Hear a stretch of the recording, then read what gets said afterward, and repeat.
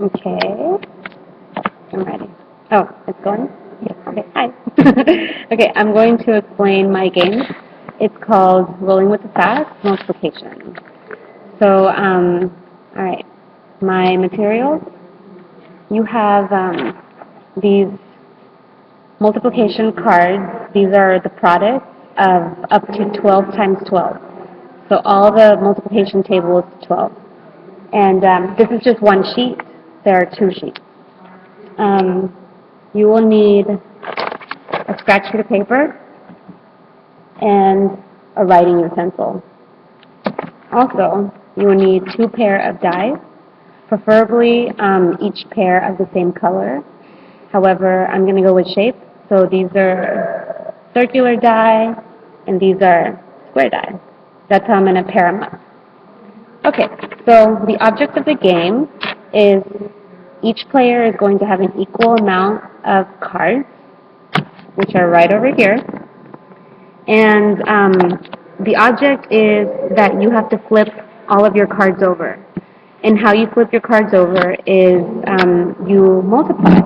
And if you arrive at an answer, say for example, if 18 is your answer, you would take this 18 and you'd flip it over.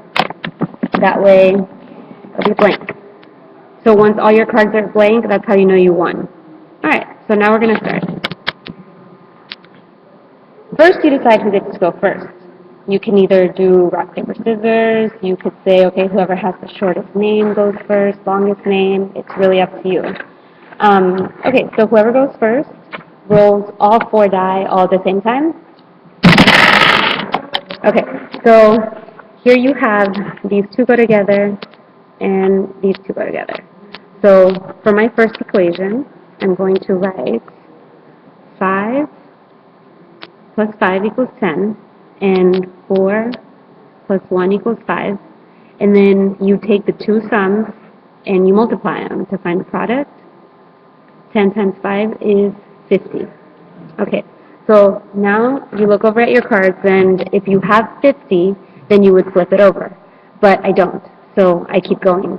Each player has to go twice in a row. Okay, so now my equation is 6. Well, 5 plus 1 is 6, and 1 plus 1 is 2. So then you do 2 times 6, 12. So my answer is 12. If I had 12, I would flip it over. But I don't. Oh, I do. Oh my gosh, I do have 12. Okay, it looks a lot different upside down. Okay, so yay, I flipped a card. So that's the end of my turn, and it now would be the next person's turn.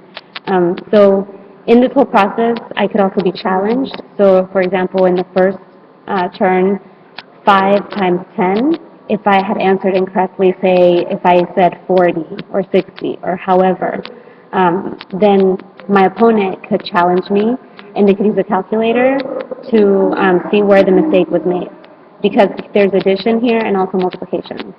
So if I was wrong and my opponent was right, my opponent would get an extra turn, and then my turn would be over right then and there. So I wouldn't even get the second turn. So when it's my opponent's turn, they would roll a total of 3 times. And that's pretty much it for this one. So now let's play a different one. My second game, it targets division. And for this one, you need this lovely game board. And you can find this on the website. Okay, this is how we're going to keep the score. And this is also included, there are 3 pages of these division cards, and you cut them out, and I've actually cut some sample ones for the purposes of doing this video. And you have all of these division equations, and you just flip them over, okay, and ideally you would have all of the cards cut out and set in the middle, okay? in the middle of two players. So actually this time Kelly's going to play with me. Okay, so Kelly's going to go first because her name is shorter. So, okay, Kelly, you're going to flip over a card. Okay. Oh, and before we start, we also have manipulatives here. I have a bunch of paper clips that we can use in case some students need extra support, because division is a little bit more abstract for some students. So, and we're also going to use a sheet of paper and a writing utensil. Okay, so you're going to flip over a card. Okay. And you're going to say 8 divided by 4 is, and then you're going to provide the answer. Okay. 8 divided by 4 is 2. Okay, correct. So that's right. So then she goes and draws a line connecting whatever two dots. And you can actually lower that so they can see. Okay, so the goal here is to make a box. Well, just one line.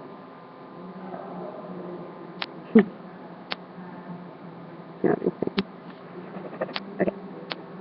All right, so that's your turn, and so now it's my turn, and I'm going to flip over 8 divided by 2, and I'm going to say 4. And with this game as well, you would have the opponent checking the answer with a calculator.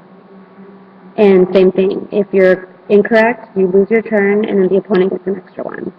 So I'm going to continue drawing on this square because I want to close the square, and if you close the square, you put your initial there, and it's worth 1 point. If you close a square that has a duck, 1, 2, 3, 4, 5, 6, 7, there's 7 opportunities for that. These are worth 3 points. So let's do another round.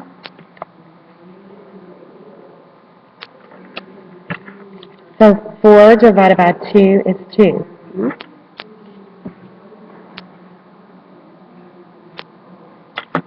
Okay. 6 divided by 3 is 2.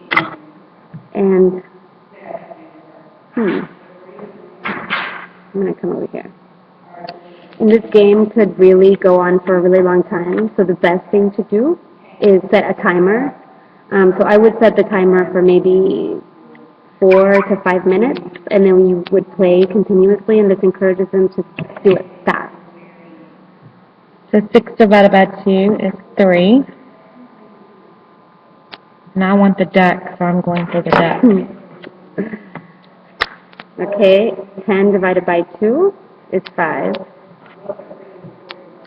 And I would be giving her the duck if I went here, so I am going to go here. And you would continue on until however long you want, so until the timer runs out. And at the end, you would count however initials you have on the board here. Those again are 1 point, so you add those up. If you have squared any ducks, those are 3 points. Add those up, and whoever has the highest number wins. And that's it. Thank you. Enjoy your evening.